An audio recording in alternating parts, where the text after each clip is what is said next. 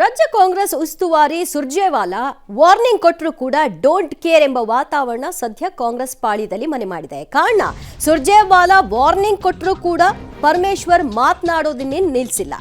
ನಾವಿದ್ದರೆ ತಾನೇ ಪಕ್ಷ, ಜನಸಮುದಾಯ ಇದ್ರೆ ತಾನೇ ಪಕ್ಷ, ಯಾರ್ಯಾರು ಏನೇನ್ ವ್ಯಾಖ್ಯಾನ ಮಾಡ್ತಾರೋ ಮಾಡ್ಲಿ, ಅಧ್ಯಕ್ಷರ ಬದಲಾವಣೆ ವಿಚಾರದಲ್ಲಿ ನಾವ್ಯಾರು ಮಾತನಾಡಲ್ಲ ಅಂತ ಹೇಳಿಕೆ ಕೊಟ್ಟಿದ್ದಾರೆ ಗೃಹ ಸಚಿವ ಡಾಕ್ಟರ್ ಜಿ ಪರಮೇಶ್ವರ್ ಅವರು.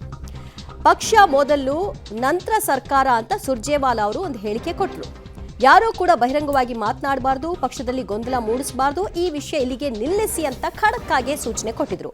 ಆದರೆ ಅದಕ್ಕೆ ಡೋಂಟ್ ಕೇರ್ ಅಂದಿದ್ದಾರೆ ಪರಮೇಶ್ವರ್. ಏನ್ ಹೇಳಿದ್ರು ಕೇಳಿ. ಸಮುದಾಯದ ಸಭೆಗಳನ್ನ ಪಕ್ಷವೇ ಆಯೋಜನೆ ಮಾಡುತ್ತೆ ಅನ್ನುವಂಥದ್ದನ್ನು ಕೂಡ ಮಾಡಲಿ, ಯಾರು ಬೇಡ ಅಂತಾರೆ. ನಮಗೆ ನಮ್ಮ ಸಮಸ್ಯೆ ಬಗೆಹರಿಬೇಕಪ್ಪ, ಪಕ್ಷನೇ ಮಾಡಲಿ. ಈಗ ನಾವು ಪಕ್ಷ ಅಂದರೆ ನಾವಲ್ವಾ, ಪಕ್ಷನೇ ಬೇರೆ ಇದೆಯಾ? ನಾವೇ ಪಕ್ಷ, ನಾವಿದ್ದರೆ ಪಕ್ಷ. ನಾವು ಯಾರು ಇದ್ದೀವಲ್ಲ, ನಾವು ಜನಸಮುದಾಯ ಕಟ್ಟಿರೋ ಪಕ್ಷ ಅಲ್ವಾ ಕಾಂಗ್ರೆಸ್ ಪಕ್ಷ. ಇಟ್ಸ್ ಆಂದೋಲನ. ಕಾಂಗ್ರೆಸ್ ಪಕ್ಷನೇ ಒಂದು ಆಂದೋಲನ.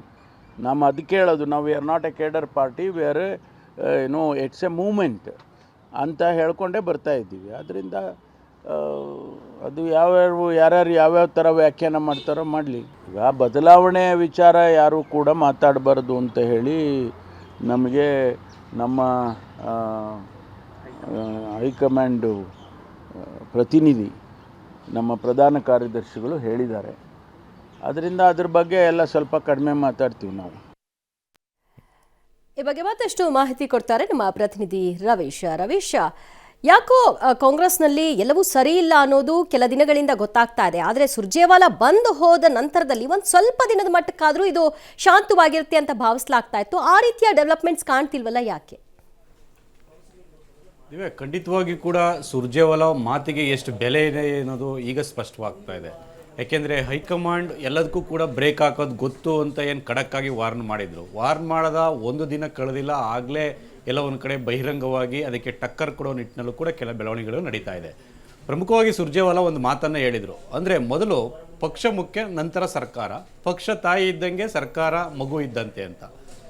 ಅದನ್ನೇ ಒಂದು ರೀತಿಯಲ್ಲಿ ಉಲ್ಲೇಖ ಮಾಡಿಕೊಂಡಂಥ ಹಿನ್ನೆಲೆಯಲ್ಲಿ ಪರಮೇಶ್ವರ್ ಅವರು ಬೇರೆ ರೀತಿ ವ್ಯಾಖ್ಯಾನ ಮಾಡ್ತಾ ಇದ್ದಾರೆ. ನಾವಿದ್ರೆ ಅಲ್ವ ಪಕ್ಷ ಅಂತ, ಜೊತೆಗೆ ಜನಸಮುದಾಯ ಇದ್ರೇ ಪಕ್ಷ ಇರುತ್ತಲ್ವಾ ಅಂತ. ಅಂದರೆ ಎಲ್ಲೋ ಒಂದು ಕಡೆ ಸುರ್ಜೇವಾಲಾ ಅವರು ಕೊಟ್ಟಂಥ ಸಂದೇಶಕ್ಕೂ ಮತ್ತು ಪರಮೇಶ್ವರ್ ಹೇಳ್ತಕ್ಕಂಥ ಹೇಳಿಕೆಗೂ ಒಂದು ರೀತಿಯಲ್ಲಿ ವ್ಯತಿರಿಕ್ತವಾಗಿರ್ತಕ್ಕಂಥದ್ದು. ಅಂದರೆ ನೀವು ಯಾವುದೇ ರೀತಿಯ ಸಂದೇಶ ಕೊಡಿ, ನಮ್ಮ ರಾಜಕೀಯ ನಡೆ ಏನಿದೆ ಅದನ್ನು ನಾವು ಪ್ರದರ್ಶನ ಮಾಡ್ತೇವೆ ಅನ್ನೋ ಒಂದು ಇದನ್ನು ಸವಾಲನ್ನು ಹಾಕ್ದಂಗೆ ಕಾಣ್ತಾ ಇದೆ. ಆ ಕಾರಣಕ್ಕೋಸ್ಕರವಾಗಿಯೇ ಸುರ್ಜೇವಾಲಾ ಅವರು 3 ಸಂದೇಶಗಳನ್ನು 3 ರೀತಿಯಲ್ಲಿ ಕೊಟ್ಟಿದ್ದರು. ಅಂದರೆ ಮಾಧ್ಯಮಗಳ ಮುಂದೆ ಕೊಟ್ಟಿದ್ದರು, ಕಾಂಗ್ರೆಸ್ ಸರ್ವ ಸದಸ್ಯರ ಸಭೆಯಲ್ಲಿ ಕೊಟ್ಟಿದ್ದರು, ಕಾಂಗ್ರೆಸ್ ಶಾಸಕಾಂಗ ಪಕ್ಷದ ಸಭೆಯಲ್ಲೂ ಕೂಡ ಖಡಕ್ಕಾಗಿ ಎಚ್ಚರಿಕೆಯನ್ನು ಕೊಟ್ಟಿದ್ದರು. ಆದರೂ ಕೂಡ ಇದು ನಿಲ್ತಾ ಇಲ್ಲ. ಹಾಗಾಗಿ ಎಲ್ಲೋ ಒಂದು ಕಡೆ ಪವರ್ ಶೇರ್ ವಿಚಾರ ಆಗಿದ್ರೂ ಕೂಡ ಇನ್ನೂ ಡಿಸೆಂಬರ್ ತನಕವೂ ಕೂಡ ನವೆಂಬರ್-ಡಿಸೆಂಬರ್ ತನಕ ಕಾಯಬೇಕಾಗಿತ್ತು. ಆದರೆ ಮುಂದಿನ ಡಿಸೆಂಬರ್ಗೆ ಆಗುವಂಥದ್ದನ್ನು ಈ ಹಿಂದಿನ ಡಿಸೆಂಬರ್ನಲ್ಲೇ ಒಂದು ರೀತಿಯಲ್ಲಿ ಕಾವೇರಿಸ್ಕೊಂಡು ಒಂದು ರೀತಿಯಲ್ಲಿ ಪರಸ್ಪರ ಹೇಳಿಕೆಗಳನ್ನು ಕೂಡ ಕೊಡ್ತಾ ಬಂದರು. ಹಾಗಾಗಿಯೇ ಕಾಂಗ್ರೆಸ್ನ ಒಳಗಡೆ ಎಲ್ಲವೂ ಕೂಡ ಸರಿ ಇಲ್ಲ ಅನ್ನೋದು ಕೂಡ ಸ್ಪಷ್ಟವಾಗ್ತಾ ಇತ್ತು. ಇದು ಕಾಂಗ್ರೆಸ್ನ ಹೈಕಮಾಂಡ್ಗೂ ಕೂಡ ಗೊತ್ತಿತ್ತು ಕರ್ನಾಟಕದಲ್ಲಿ ಆಗ್ತಾ ಇರತಕ್ಕಂಥ ಬೆಳವಣಿಗೆಗಳು ಏನು ಅನ್ನೋದು. ಆ ಕಾರಣಕ್ಕೋಸ್ಕರವಾಗಿಯೇ ಸುರ್ಜೇವಾಲಾ ಅವರು ಹೈಕಮಾಂಡ್ ಮಾತಿದು, ಹೈಕಮಾಂಡ್ನ ಸಂದೇಶ ಅಂತಲೂ ಕೂಡ ಹೇಳಿದರು. ಅಷ್ಟಾದರೂ ಕೂಡ ಪರಮೇಶ್ವರ್, ಸತೀಶ್ ಜಾರಕಿಹೊಳಿ, ಆರ್ ಬಿ ತಿಮ್ಮಾಪುರ್ ಮಾತನಾಡಿದ್ದಾರೆ. ಜೊತೆಗೆ ಎಲ್ಲೋ ಒಂದು ಕಡೆ ರಿಯಾಕ್ಷನ್ ಕೇಳಿದಂಥ ಸಂದರ್ಭದಲ್ಲಿ ಇಲ್ಲ ಹಾಗೇನಿಲ್ವಲ್ಲ, ಕುರ್ಚಿ ವಿಚಾರ ಏನಿದ್ರು 2028ಕ್ಕೆ ಅಂತ ಎಚ್ ಸಿ ಮಾದೇವಪ್ಪನವರು ಕೂಡ ಮಾತನಾಡ್ಬಿಟ್ಟಿದ್ದಾರೆ. ಹಾಗಾಗಿ ಇದು ಸದ್ಯಕ್ಕೆ ನಿಲ್ಲುವ ಲಕ್ಷಣಗಳು ಕಾಣ್ತಾ ಇಲ್ಲ. ಹೈಕಮಾಂಡ್ ಒಂದು ರೀತಿಯಲ್ಲಿ ಖಡಕ್ಕಾಗಿ ಪವರ್ ಶೇರ್ ವಿಚಾರ ಮತ್ತು KPCC ಅಧ್ಯಕ್ಷ ಸ್ಥಾನ ವಿಚಾರವಾಗಿ ಸಂದೇಶವನ್ನು ರವಾನೆ ಮಾಡಿದಾಗ ಮಾತ್ರ ಇದೆಲ್ಲದಕ್ಕೂ ಕೂಡ ಫುಲ್ ಸ್ಟಾಪ್ ಬಿಡುತ್ತೆ. ಅಲ್ಲಿ ತನಕವೂ ಕೂಡ ಅಂತ್ಯಕ್ಕಂತೆ ಪವರ್ ಶೇರು, KPCC ಪಟ್ಟ ಇದಕ್ಕೆ ಜಟಾಪಟಿ ಮುಂದುವರಿತಾನೆ ಇರುತ್ತೆ. ಹಾಗಾಗಿ ಅದು ಬ್ಲಾಸ್ಟ್ ಏನಿದೆ ಆ ಸ್ವರೂಪ ಒಂದು ರೀತಿಯಲ್ಲಿ ಈಗ ಸದ್ಯಕ್ಕೆ ಕಡಿಮೆ ಆಗಿರ್ಬೋದು, ಮುಂದಿನ ದಿನಗಳಲ್ಲಿ ಇನ್ನಷ್ಟು ಜಾಸ್ತಿ ಆಗುವಂಥ ಚಾನ್ಸಸ್ ಜಾಸ್ತಿ ಇರುತ್ತೆ. ದಿವ್ಯಾ, ಅಂದರೆ ಹೈಕಮಾಂಡ್ ತೀರ್ಮಾನವೇ ಅಂತಿಮ ಅಂತ ಹೇಳ್ತಾರಲ್ಲ, ಹಾಗಾದರೆ ಅದೆಲ್ಲ ನಾಟಕನಾ?